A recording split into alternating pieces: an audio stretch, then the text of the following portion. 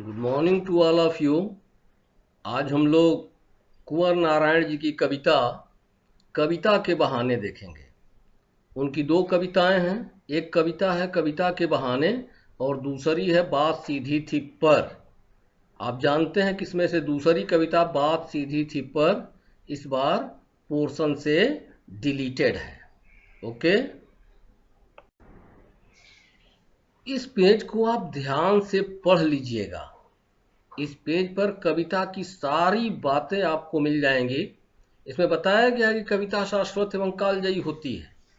वह देश काल एवं परिस्थितियों की सीमाओं के बंधन तोड़कर घर घर पहुंचती है और सबको समान रूप से रसास्वादन कराती है। आजकल भौतिकता के कारण इसके अस्तित्व को लेकर लोगों के मन में दुविधा एवं संशय है, लेकिन कविता यह सिद्ध करती है कि कविता के भविष्य को लेकर कोई दुविधा या संशय नहीं है, बल्कि उसके विकास की अपार संभावनाएं हैं। कविता को यहाँ एक यात्रा के रूप में दिखाया गया है। चिड़िया से लेकर फूल और बच्चे तक की यात्रा।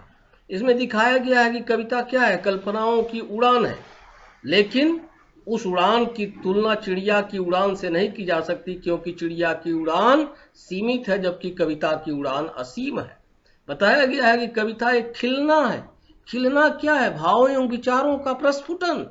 जैसे फूल के खिलने में रस एवं आनंद है, वैसे कविता जब आकार ग्रहण करती है तो वह सबको रस एवं आनंद प्रदान करती है। लेकिन यहाँ भी बताया गया है कि कविता के खिलने की तुलना फूल के खिलने से नहीं की जा सकती, क्योंकि फूल एक निश्चित समय के बाद मुरझा जाते हैं, जबकि कविता बिना मुरझाए महकती रहती है। अंत में इसमें बताया गया है कि कविता को बच्चों के समानांतर रखा जा सकता है। कविता बच्चों के खेल के समान ही शब्दों का खेल है। कविता क्या है? शब्दों का खेल है।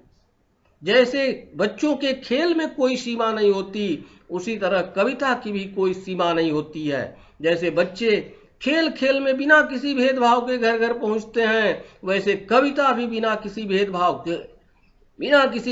के घर घर पहुंचती है। और सबसे बड़ी बात यह बताई गई है, जहां रचनात्मक ऊर्जा होती है वहां सीमाओं के बंधन खुद ब खुद टूट जाते हैं। तो कविता भी तो आप जानते हैं क्रिएशन है, एक रचनात्मक कार्य है। ओके, आगे कविता को देखते हैं। कविता का फर्स्ट स्टेंजा आपके सामने है। आप जानते हैं कि कविता से दो तरह के प्रश्न इस बार पूछे जाएंगे, एक पद्यांश पर आधारित बहुविकल्पी प्रश्न और दूसरा कविता की विषय वस्तु पर आधारित लघुत्तरीय प्रश्न। तो हमने यहाँ दोनों तरह के प्रश्नों को दिया है। आप ध्यान से इसको देख लेंगे, समझ लेंगे और लिख लेंगे। कविता एक उड़ान है, चिड़िया के बहाने कविता की उड़ान भला चिड़िया क्या जाने, बाहर भीतर इस घर उस घर कविता के पंख लगा उड़ने के माने चिड़िया क्या जाने। वही बात जो आपको मैंने बताई थी अभी ठीक पहले कि कविता क्या है, कल्पनाओं की उड़ान है, लेकिन इस उड़ान की तुलना चिड़िया की उड़ान से नहीं की जा सकती, क्योंकि चिड़िया की उड़ान सीमित है और कविता की उड़ान असीम है। लेकिन पहली लाइन में यह बताया गया है कि कविता एक उड़ान है, तो यह भी पूछा जा सकता है कि कविता की उड़ान की तुलना चिड़िया की उड़ान से क्यों की गई है, क्योंकि जैसे चिड़िया में उड़ान है वैसे ही कविता में भी कल्पनाओं की उड़ान होती है। ओके, बहुविकल्पी प्रश्न देखिए। कविता की उड़ान क्या है? कविता की उड़ान क्या है? कल्पनाओं की उड़ान है। कविता की उड़ान की तुलना किससे नहीं की जा सकती? चिड़िया की उड़ान से नहीं की जा सकती। बाहर भीतर इस घर उस घर, मतलब कविता देश काल की सीमाओं के बंधन से मुक्त है। वह सभी सीमाओं के बंधन तोड़ करके घर घर पहुंचती है। कविता की उड़ान की तुलना चिड़िया की उड़ान से क्यों नहीं की जा सकती? क्योंकि चिड़िया की उड़ान सीमित है। बाहर भीतर में कौन सा अलंकार है? मैंने बताया था कि अनुप्रास अलंकार। अनुप्रास अलंकार एक ही वर्ण की आवृत्ति पहले भी हो सकती है और उस वर्ण की आवृत्ति बाद में भी हो सकती है। अब यहाँ देखिए र र, बाहर में र है, भीतर में भी र है, तो अंत में र वर्ण की आवृत्ति हुई है। तो जहाँ एक ही वर्ण की आवृत्ति चाहे शुरू में हो चाहे शब्दों के अंत में हो, वहां अनुप्रास होता है। आगे देखते हैं दूसरा स्टेंजा देखिए। कविता एक खिलना है। कविता खिलना क्या है? कविता का खिलना क्या है? भावों एवं विचारों का प्रस्फुटन है।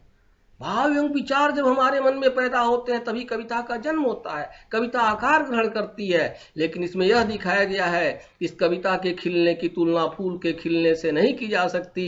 क्यों? क्योंकि फूल एक निश्चित समय के बाद मुरझा जाते हैं, लेकिन कविता बिना मुरझाए महकती रहती है। वह हर काल, हर परिस्थिति, हर देश में अपने रस एवं आनंद से सबको अभिभूत करती रहती है, या सबको समान रूप से रसास्वादन कराती रहती है।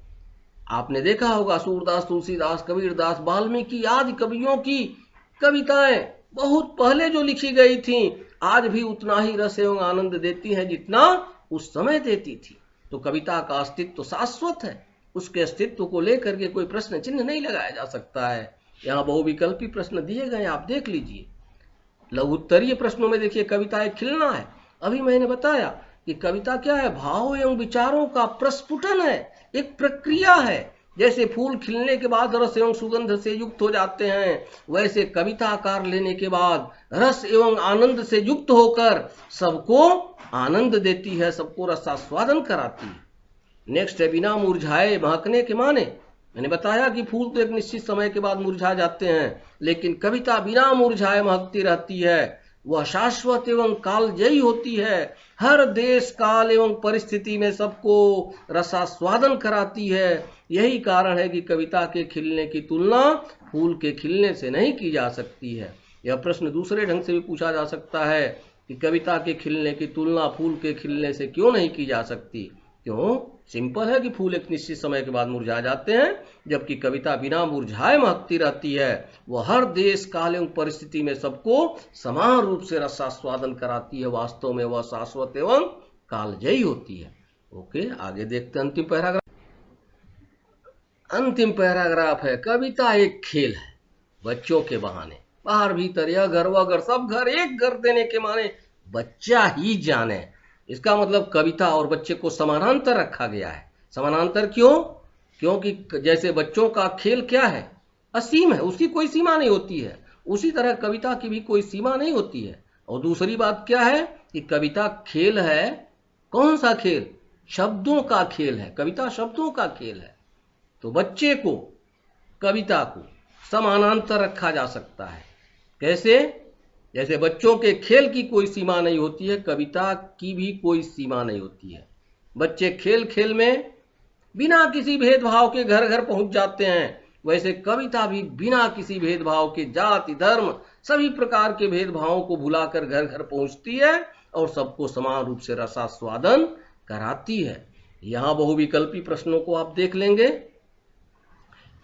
उसके बाद लघुत्तरीय प्रश्न में पहला प्रश्न देखिए, कविता और बच्चे को समानांतर रखा गया है, क्या कारण हो सकते हैं? 3 पॉइंट है। निम्नलिखित कारण हो सकते हैं। नंबर 1, बच्चों के खेल की कोई सीमा नहीं होती, कविता की भी कोई सीमा नहीं होती। बच्चों के खेल के समान कविता भी शब्दों का खेल है। बच्चे खेल खेल में बिना किसी भेदभाव के घर घर पहुंचते हैं, कविता भी बिना किसी भेदभाव के घर घर पहुंचती है और सबको समान रूप से रसास्वादन कराती है। नेक्स्ट क्वेश्चन, सब घर एक कर देने के माने क्या है? सब घर एक कर देने के माने क्या है? कि बच्चों के खेल के समान कविता की भी कोई सीमा नहीं होती। वह देश काल, जाति, धर्म, अमीर गरीब आदि की सीमाओं के बंधन तोड़कर घर घर पहुंचती है और सबको समान रूप से रसास्वादन कराती है। आपने देखा होगा बच्चे के लिए कोई सीमा नहीं है, बच्चे के खेल की कोई सीमा नहीं है। छोटा सा बच्चा बिना किसी भेदभाव के घर घर पहुंच जाता है। यह है सब घर एक कर देने के माने। सब घर एक कर देना मतलब सारे भेदभावों को भुलाकर घर घर पहुंचना। और वो भेदभाव देश काल का हो सकता है, जाति धर्म का हो सकता है, अमीर गरीब का हो सकता है, लेकिन कविता ऐसा कोई भेदभाव नहीं करती है, सबको समान रूप से रसास्वादन कराती है। ओके, मुझे पूरा विश्वास है कि आप समझ लिए होंगे। कविता आसान भी है, आप इसे कर लेंगे। All the best.